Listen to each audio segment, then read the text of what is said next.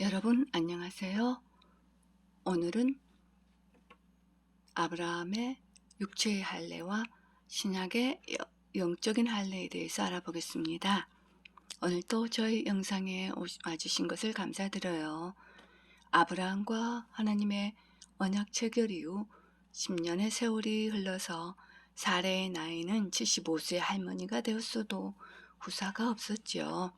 고대 시대에는 여자가 자녀를 갖지 못하며 수모와 치욕이었고 하나님의 징계를 받았다고 여겨지는 상황에서 사레의 의신은 잠잠했을 것입니다. 결국 견디다 못한 사레는 그 시대의 풍습을 따라 자신의 여종 하갈을 아브라함에게 주어 인간적인 방법으로 그 수치를 모면하고 남편 아브라함에게도 자식을 안겨주는 일이 아내로서 최선의 방법이라고 생각이 들었겠지요. 아브라함은 분명 하나님의 언약을 굳게 믿고 있었지만 사레의 끈질긴 성화에 결국 사레의 방법을 받아들이게 되죠. 결국에는 이 세상적인 인간의 방법은 가정의 불화와 후일의 민족의 비극이 되는 화근이 되지요. 아담이 이브의 말을 들으므로 그의 모든 자손이 죄의 저주 아래서 고통을 받듯이 말이죠. 디모데전서 2장 14절 말씀을 보니 또 아담이 속은 것이 아니라 여자가 속아 범죄하였습니다. 이렇게 기록하고 있죠. 결국 아브라함도 똑같은 실수를 반복하며 오늘날까지 민족 간의 싸움을 지속시키게 됐지요. 남자들은 애나 지금이나 다 똑같아요. 결국 아브라함의 서자 이스마엘이 출생하게 되고 그의 후손들은 오늘날 중군독 지역의 각지에 흩어진 베두인족을 위시한 여러 아랍 계열의 족속이 되지요. 또다시 세월이 흘러 아브라함이 99세가 되었을 때 하나님께서 아브라함에게 나타나셔서 너는 많은 민족들의 아비가 되리라 하며 이름을 아브라함으로 사레는 사라로 계명을 하게 하시며 태어날 아기의 이름을 이삭이라 부르게 하시죠. 그리고 이번에는 아브라함이 인간적인 방법으로 서자를 얻은 것에 대해 침묵을 하시지만 너는 온전하라고 하시며 다시 언약갱신을 하시죠. 아브라함과 그에 속한 모든 남자들에게 하나님의 언약의 대상자인 확증으로 육체의 할례의식을 시행하게 하시죠. 이에 아브라함은 곧바로 이를 시행하죠. 첫 번째 질문이요. 그럼 만약에 이 육체적 할례를 행하지 않으면 어떻게 되나요? 찾아볼까요? 출애굽기 4장 24절에서 26절 말씀을 보니 주께서 도중에 여관에서 그를 만나 그를 죽이려 하시는지라. 그때 십보라가 예리한 돌을 취하여 자기 아들의 표피를 베어 모세의 발 앞에 던지며 말하기를 당신은 참으로 나에게 피 흘리는 남편이다 하더라. 그러므로 주께서 그를 가게 하시니라. 그때 그녀가 말하기를 당신은 피 흘리는 남편이라 함은 할례 때문이더라. 와우, 무섭지요? 설명을 하자면 모세가 그의 아들이 태어난 지 8일 만에 할례를 행해야 했는데 하지 못했죠. 그건 아마도 미디안 출신 아내의 만류 때문이겠죠. 하나님과 아브라함이 맺은 할례 의식 언약을 이행하지 않는 죄로 모세에게 죽이려고 하나님이 위협하신 것을 보고 그의 아내가 이를 재빨리 깨닫고 아들에게 할례 의식을 행한 거죠. 하나님은 분명히 약속을 지키시는데 인간이 그 약속을 지키지 못하면 아브라함과 약속 체결한 것처럼 불이행자는 죽음인 게죠. 이 약속은 신약에서도 예수 그리스도로 인해 영생과 영원한 지옥 사망으로 운명이 갈리지요. 하나님과 아브라함의 약속 체결로 이스라엘 사람들은 대대로 이 의식을 치르죠. 두 번째 질문요. 아브라함과 맺은 할례 의식이 왜 그리 중요한 건가요? 네, 우리 모두는 아브라함이 모든 신약 성도의 구원의 모형이란 걸 너무나 잘 알고 계실 거예요. 구약 시대에는 하나님께서 아담의 범죄 이후 그의 후손과 선지자들을 통해 약속하셨던 하나님이신 예수 그리스도께서 인간의 몸을 입고 이 땅에 오셔서 죄의 저주가 되어 하나님과 인간 사이의 화목제물로 스스로를 희생하시고 죄와 사망의 저주로부터 승리하신 것을 부활로 입증하여 주시기 전까지는 구약시대의 모든 하나님의 백성들은 그 메시아가 오기 전까지는 자신들의 죄를 일시적으로 해결해 줄 방법이 필요했지요. 그래서 제단 위에 자신들의 죄를 대신하여 죽을 희생 제물을 바치고 그때마다 자신들의 죄를 용서받아야 하는 믿음의 행위가 수반되어지고, 또한 아브라함에게는부터는 이를 온전하게 증명하기 위하여 남자들의 표피를 베는 육체적 할례를 행하는 의식 행위가 있어야 하는 것이지요.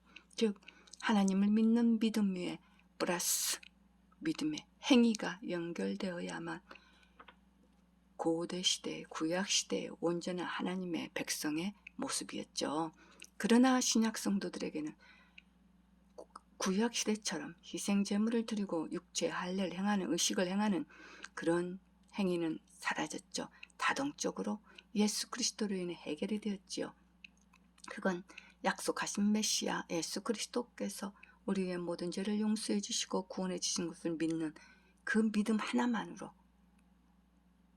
우리에게 주신 크신 은혜이고 선물이지요. 아담과 아브라함과 그의 모든 후손들에게 하나님이 언약해 주신 그 언약의 성취를 믿는 그 믿음 뿐이지요.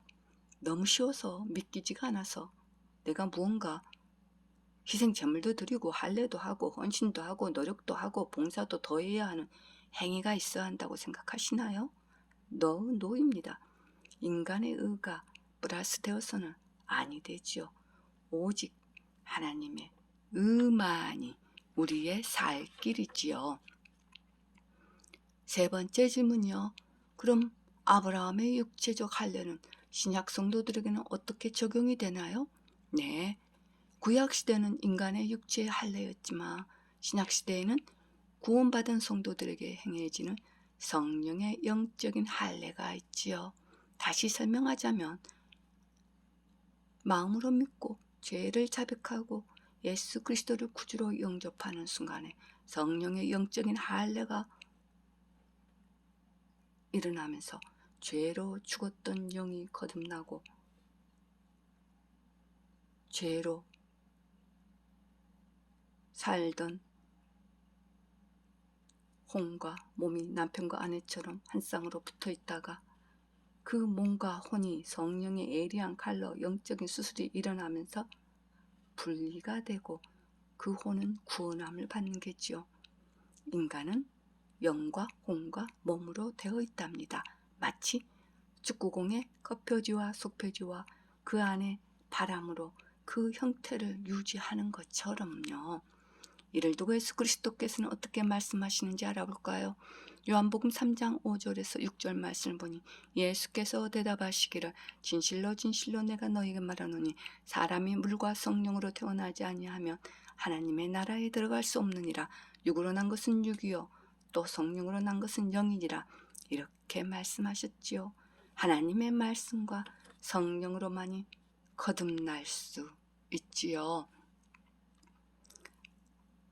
베드로전서 1장 23절 말씀을 보니 너희가 거듭난 것은 썩어질 씨로 된 것이 아니라 썩지 아니할 씨로 된 것이니 살아있고 영원히 거하는 하나님의 말씀으로 되었느니라. 오직 하나님의 말씀만이 여러분의 심령을 찌르고 죄를 깨닫고 죄에서 돌이키며 썩어질 육신의 삶을 따라가는 삶이 아니라 성령이 인도하시는 삶을 살아가는 게지요.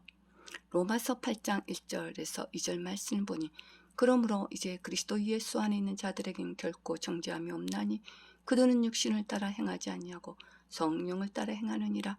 이는 그리스도 예수 안에 있는 생명의 성령의 법이 죄와 사망의 법에서 나를 해방시켰기 때문이라. 참으로 놀라운 말씀이죠. 아마 많은 분들이 이 말씀을 암송하셨을 겁니다. 네 번째 질문이요. 그럼 구약의 육체의 할례와 신약의 성령의 할례를 받은 자들은 어떻게 살아야 할까요? 네, 골로새서 3장 9절에서 10절 말씀을 보니 서로 거짓말하지 마라. 너희가 그 행위와 함께 옛사람을 벗어버리고 그를 창조하신 분의 형상을 따라 지식 안에서 새롭게 된 새 사람을 입었으니 라고 말씀하시죠. 다시 말하면 하나님의 백성은 자신을 죄로부터 정결케 하여 주변의 불신자들로부터 성별된 삶을 살아가야 되는 거지요. 자신의 이전의 삶을 무가치하게 여기고 하나님의 은혜로 거듭난 새 피조물로 살아가겠다는 마음이 자동적으로 일어나겠죠. 5번째 질문이요.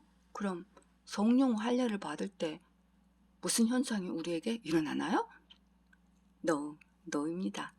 무슨 말을 하려는지 너무 잘 알고 있어요.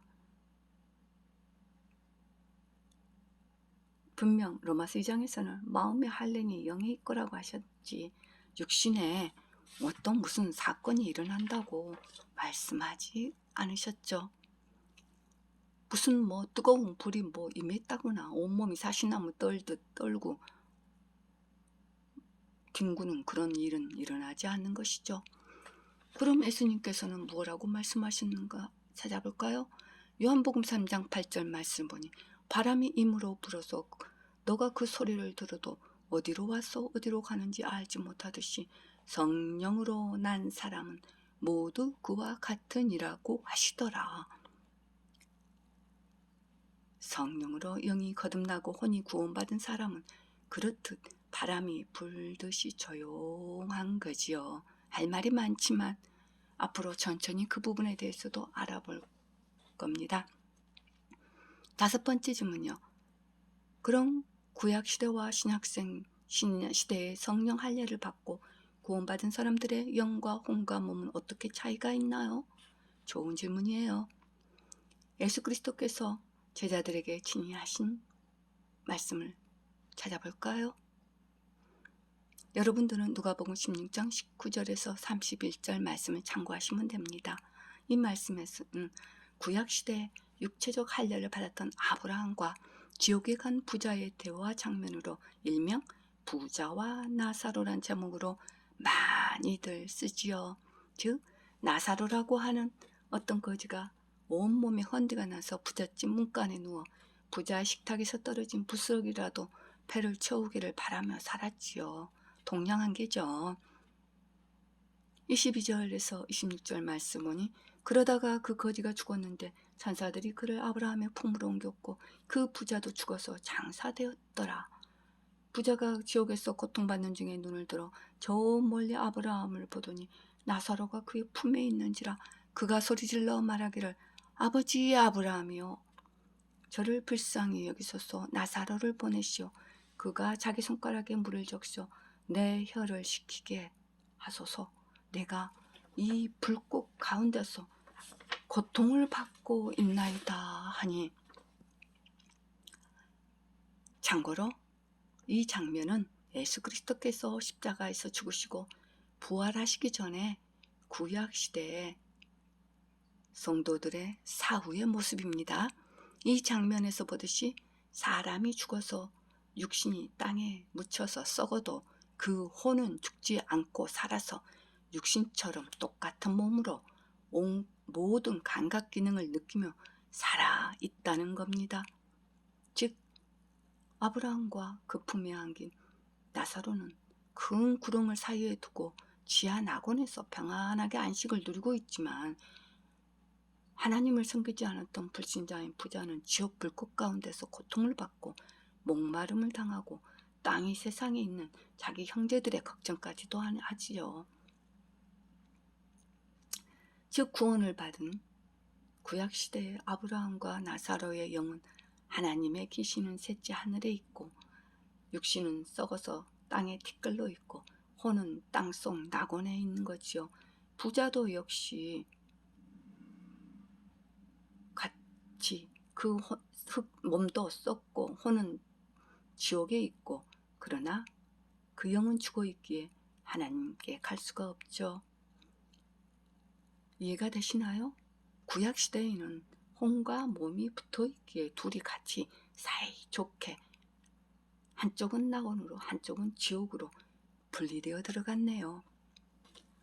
아브라함을 비롯한 구약의 성도들은 일시적으로 그곳에 대기 중에 있는 거지요. 그러다가 신약시대에 그들이 그토록 기대하고 고대하고 기다리던 메시아 예수 그리스도께서 이 땅에 오셔서 율법을 완성하고 이 땅에서의 모든 미션을 마치시고 부활 승천하실 때 혼자만이 아니라 구약의 성도들의 혼과 함께 올리어 가신 거죠.